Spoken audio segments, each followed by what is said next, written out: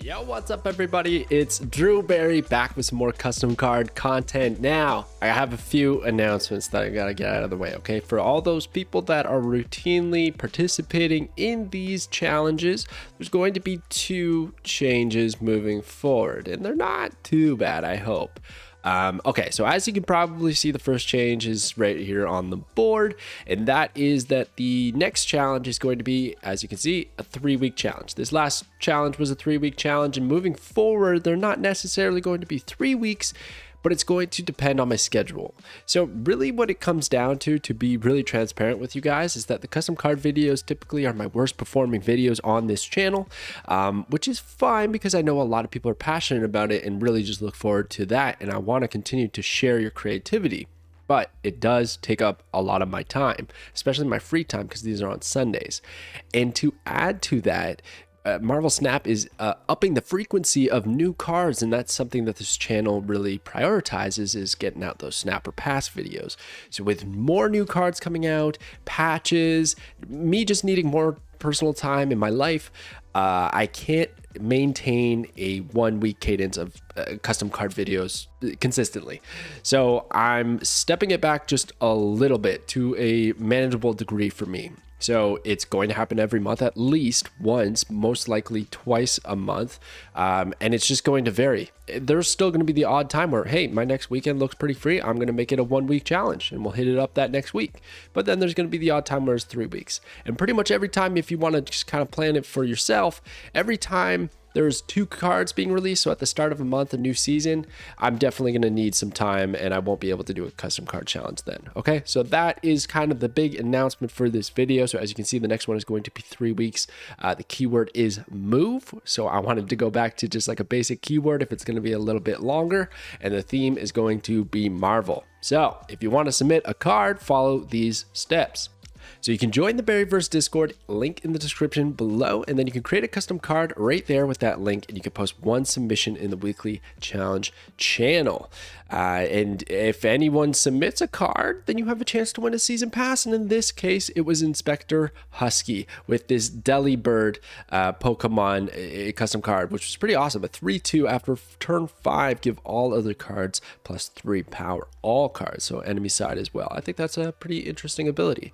And of course, the cards we're going to be talking about this week right now, the winners, is about the Winter Challenge, which is a little bit delayed. I apologize, but let me tell you, I'm up north and it's looking like winter outside, so it still applies. And as well, it was the keyword give. So I've got 5 winners for you guys here today, and we're going to check them out right now. Oh, and I guess before I do that, I should probably make the other announcement, and that has to do with the cards rotating at the top here. I'm going to stop that moving forward. I know that probably bums people out because they want to see their card on the video, etc.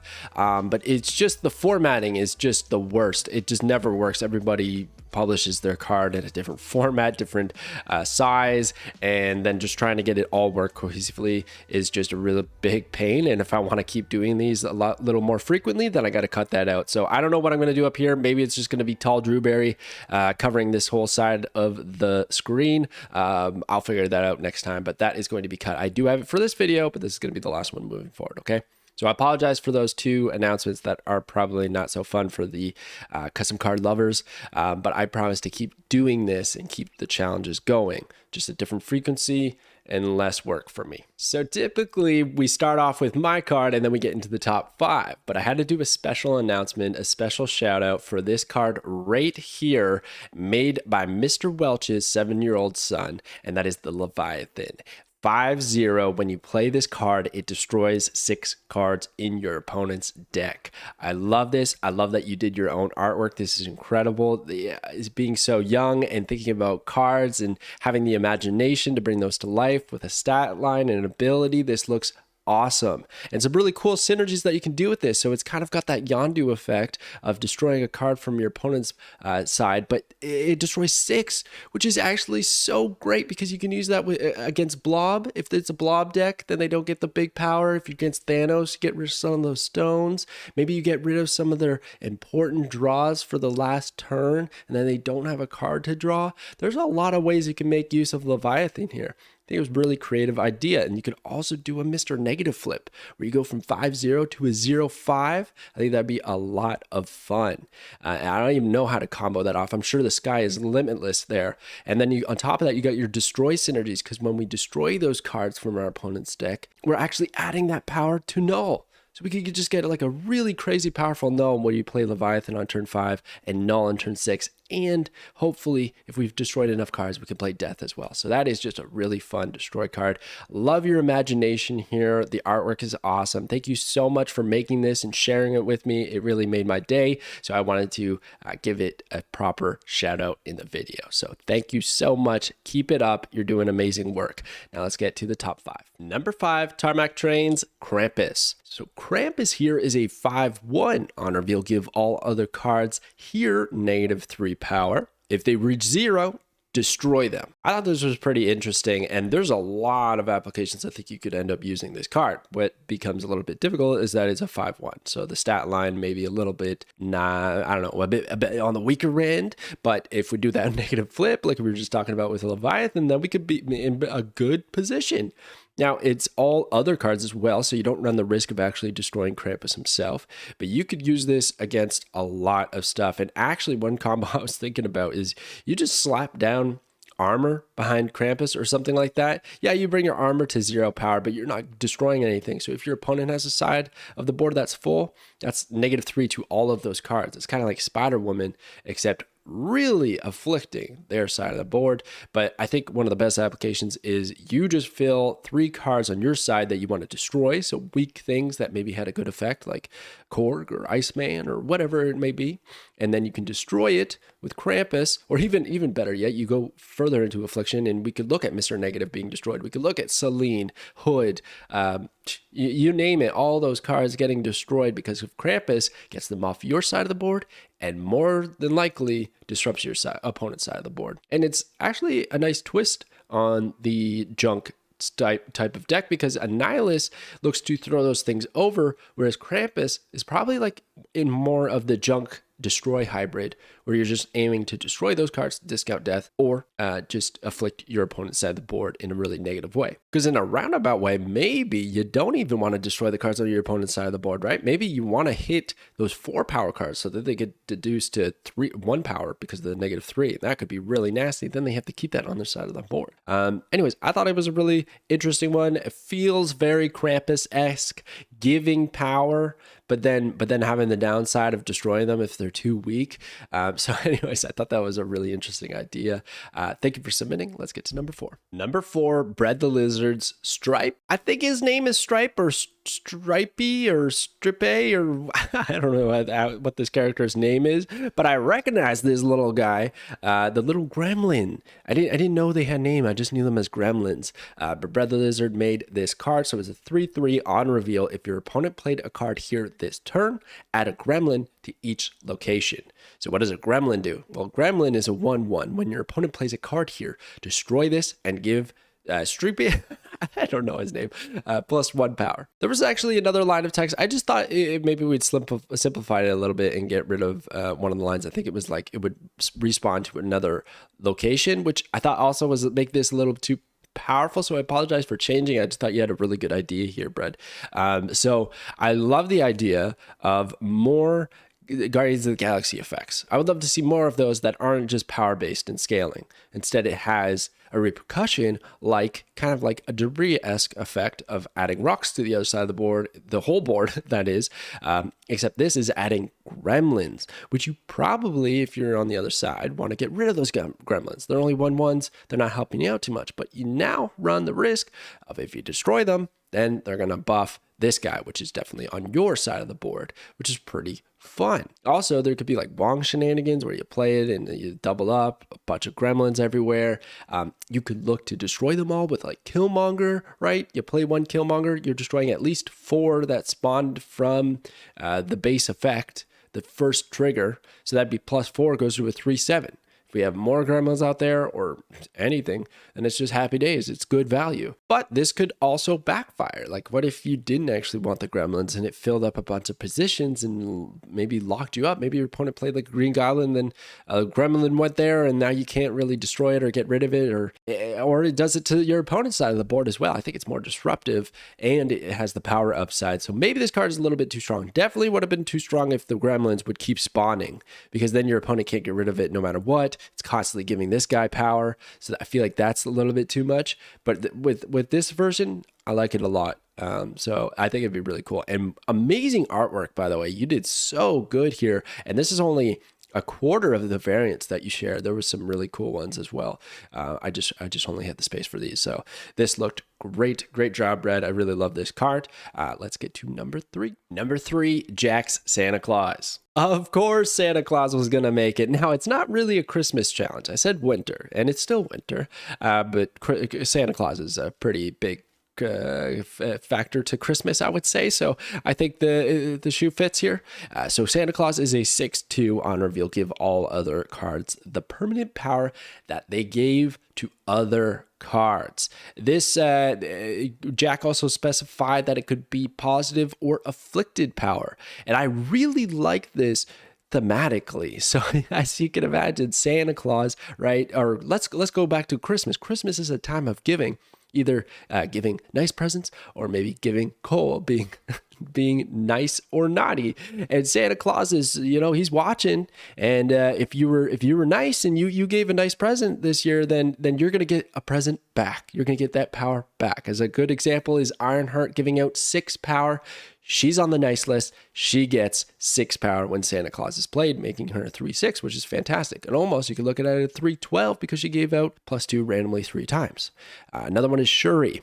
She doubles Red Skull. Red Skull goes from 14 to 28. Well, she found herself on the nice list. She's going to get 14 power, which is going to make her a 4/15, and the power is just insane. Let's say you got negatively afflicted by, I don't even know, like a Scorpion whipping you, played a card, oh no. Well, Scorpion, if you played a few cards, is going to get that negative affliction back if he finds himself on the board, vulnerable to Santa Claus. He's been naughty. He's getting that negative afflicted power back. So that's why I think this is pretty fun of a card. Big 6 drop. Well, not Santa Claus isn't very big, but big power swing, that's for sure. If you find yourself against an affliction deck, then you're going to do pretty well. If you find yourself just playing like a Surfer Shaw deck possibly, and you use Surfer on turn 5, get a lot of power out there, well, Santa Claus is going to give that all back to Surfer. It's just a clean way to get a lot of power, which might find itself being problematic. But this is only permanent power. And what do they mean by that? Well, it's not ongoing any temporary buffs from locations or cards. It has to be like an on reveal or just a set amount of power that is given. We once covered that with Sebastian Shaw. So I think that's really interesting. I always love to see some of the text from these newer cards that are actually joined into Marvel Snap on the custom cards to see other ways it could be applied. And I thought this was a very clean and good way to do it. So I love this, Jack. Great Santa Claus winter. Very well done. Number 2, Nogolov's Nutcracker. All right, the Nutcracker is a 5/4 on reveal. Give a random friendly card +1 power. Repeat this for each point of power this card has. So I thought this was pretty interesting. Essentially, he's giving out power that he has. So let's say you doubled him with Shuri and he went from 4 to 8.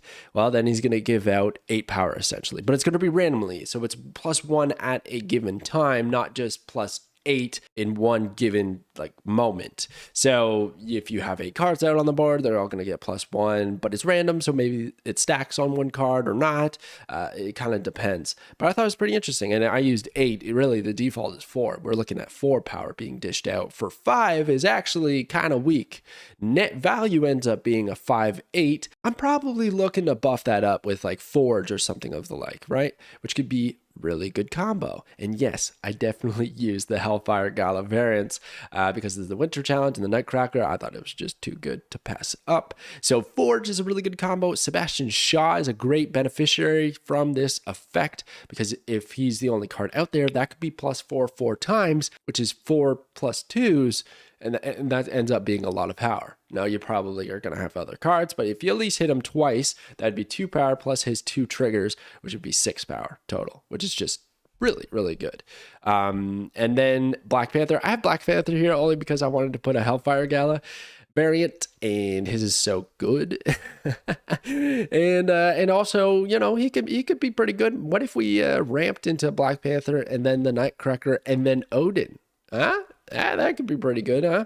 Maybe not. Anyways, I thought it would be pretty nice. But I thought this was just like a simple, well-designed card that could definitely see play in Marvel Snap. It benefits from getting power, it gives power, which helps out a lot of cards, and I don't see it being too broken, even if you were to invest heavily in the Shuri, the Okoye, whatever that is.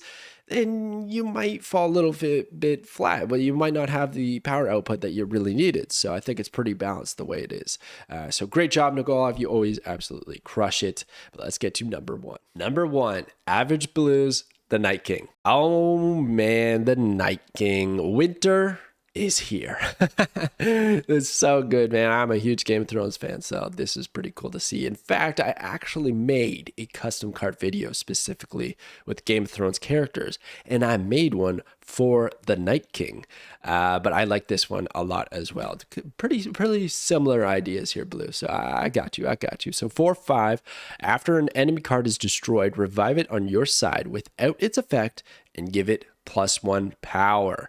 I love this. This is so much fun. So you're looking to like play Killmonger or Shang-Chi or Lady Deathstrike or whatever else. You destroy those cards and you get them on your side of the board. They're not going to have their effects, which could be good or could be bad, but they will have a power upside. So they're most likely looking at premium stats. To top it off, this is not an on reveal or an ongoing effect. This is just a triggered effect. So you have Night King out there, then you got to play those cards, then you got to get them destroyed, and then they'll resurrect on your side of the board.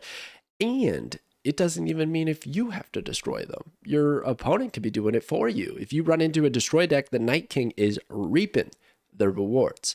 Now you're not, you don't actually get maybe that death or that null. That is the big power play for those decks at the end of the game. But if you get like, I don't know, the Wolverine, the Sabretooth, anything else, the X-23 on your side of the board, it's going to be positive power and it's going to be great. Now it also could be a negative because maybe they destroy a bunch of cards and they lock you out from playing anything on turn 6. You got to watch out for your board space management, which in a roundabout way, your opponent now has control over.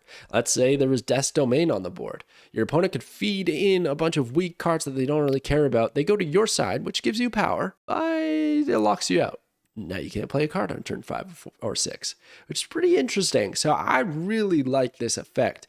And of course, you want to use it with cards that are going to destroy your opponent's side. So even a card like, I imagine, Yondu or Gladiator or anything like that could also trigger that effect. Yondu's a bit of a weird one. Maybe he doesn't because it's like the card actually hasn't hit the board or hasn't existed yet. But he does count as a destroy trigger. And I imagine that would work. Anything that actually activates as a destroy trigger and discounts your death, I think would work with the Night King, which is pretty interesting. I just love it. And the variants, dude, look at your variants. We got Christmas Night King. That looks amazing sitting in the Iron Throne. And then you got this Samurai Night King, Chibi Night King, and then just like an epic mural Night King. Oh my gosh, like what is that? Glass, painted glass. So good, so well done. Thank you for submitting. Thank you to everyone for submitting the cards. I hope the news at the beginning of the video didn't bum you out too much. Their custom card series is not going anywhere.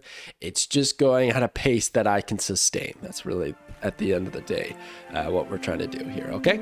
So thank you so much for watching, and I will catch you guys next time.